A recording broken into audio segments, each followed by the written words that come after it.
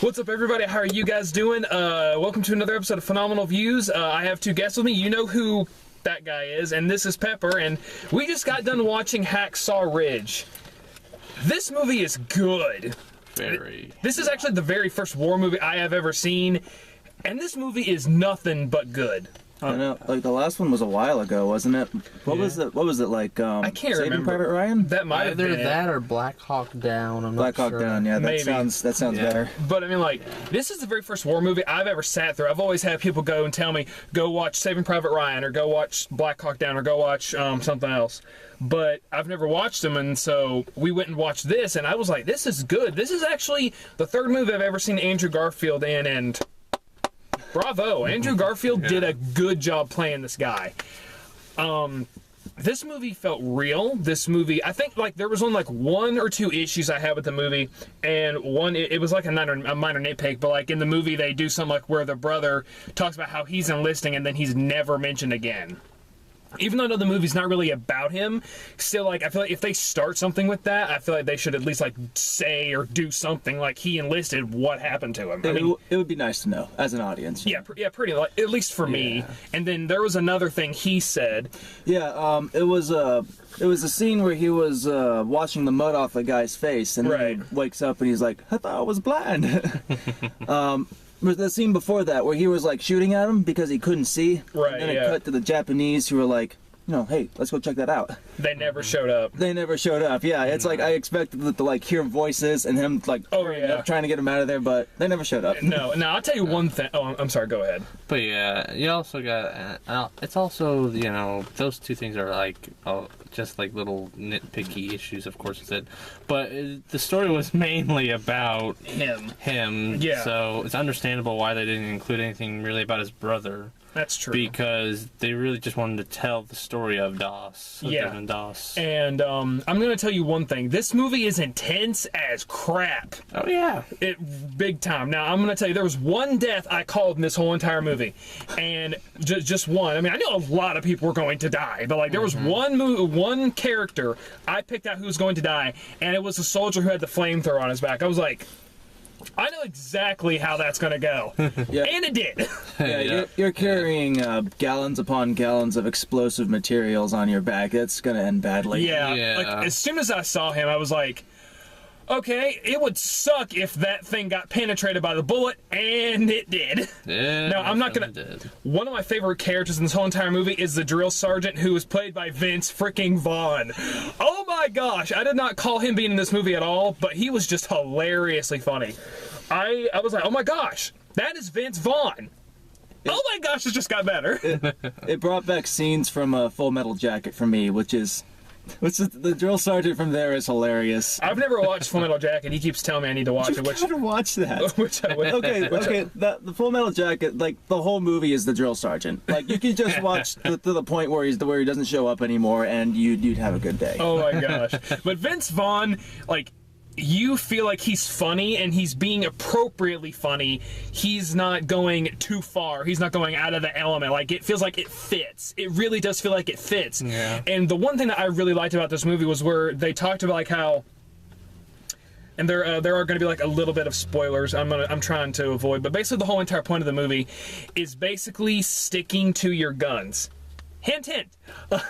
Which is funny. Yeah, which is. But like the whole entire thing is about how he refused to ever pick up a gun, and I did like how they showed why he would not pick up a gun. And it wasn't just. I thought it was honestly just the whole entire thing of, it's against God's one of the 10 Commandments, thou shalt not kill.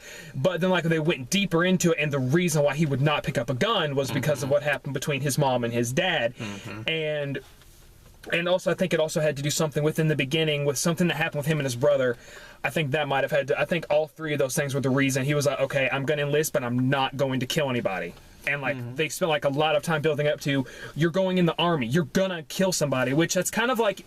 I'm a lifeguard, so...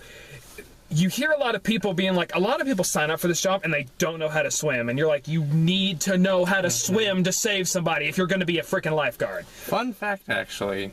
When in the military, the chaplains, they're not allowed to carry guns. Oh, not allowed to? No, they're not. Oh. And because they're mainly there for moral support, they're there for, for the persons, to encourage them. Yeah. And to give them hope, basically. And I remember reading somewhere in an article, I think, that there was one chaplain where he was in a situation with other men, and he had to defend themselves because, they were under fire. So what he did was he took one of the guns and he defended them. Now, you're not supposed to do that, obviously. So, his reasoning was because... Man, I forgot his reasoning. But yeah, I remember reading that somewhere, and that kind of blew my mind. Like, this movie is very... Mel Gibson finally came back to sanity. I totally forgot that. I totally forgot that this movie was made by Mel Gibson. And then when I saw the credits, I was like, "Oh, yeah, right, he did make this." Okay.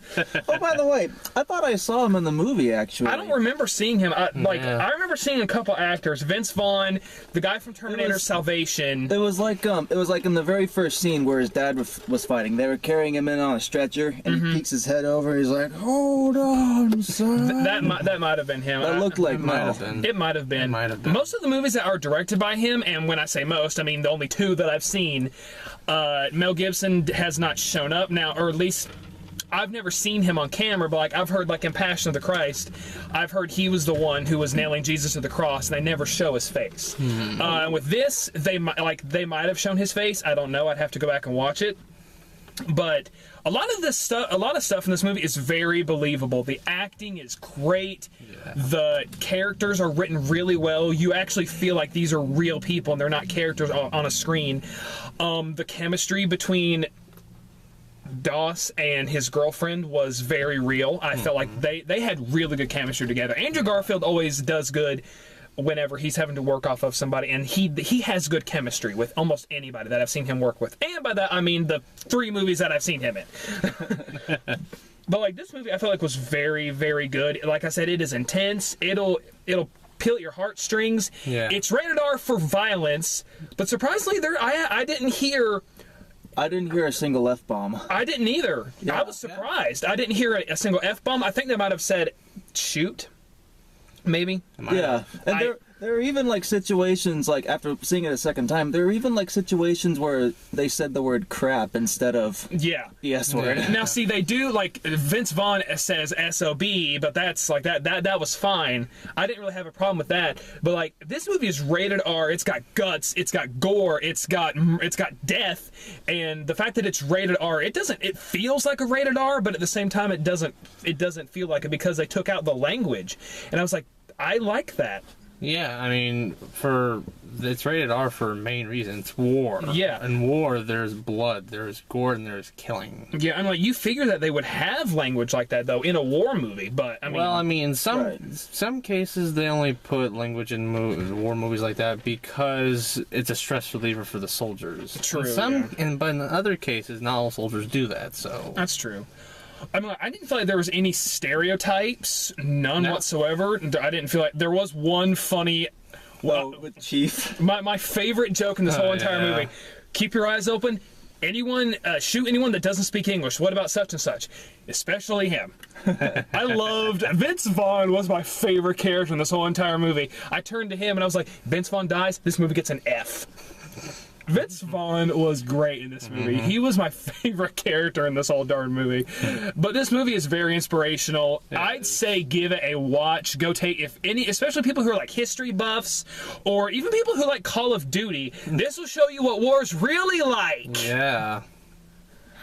It'll give you second thoughts about playing a game. Call of Duty ain't that bad, but I didn't. Like I said, other than that, I did not hate one thing about this movie. Everything was to the T.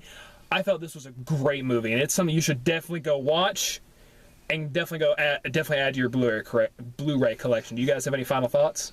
Not really. I mean, when I got out of the movie theater, I actually needed a moment because I was speechless. Yeah, like that's one thing. This movie will leave you speechless, especially because of where they talked about like how he refused to not act on his beliefs, and it kind of even made me think of the first God's Not Dead, where they were talking about like how the student was like doing what he was doing, and everyone's like, okay, you need to stop what you're doing. You're going to ruin your life. You're going to ruin your chances at having a good time at not really a good time at college. It did feel kind of God's Not Dead-y. It did, little bit, but not too much. But it Right. basically kind of felt like, you need to be doing this, not this. Just make it easy on yourself. And he was like, I'm standing by what I believe in. I can't do that. And seeing even like, I didn't call his what his dad did for him, I didn't call that happening either. But this movie is just phenomenally good. It is so good. But yeah, and I think to wrap up, I think my favorite quote in that whole film was when he was praying to God and he was saying, Lord, let me save one more. Like every time he said one more, I'm like, how many more is one more? There can't be that much people left. You got the whole battalion. This movie had one jump scare scene, and it freaked me out.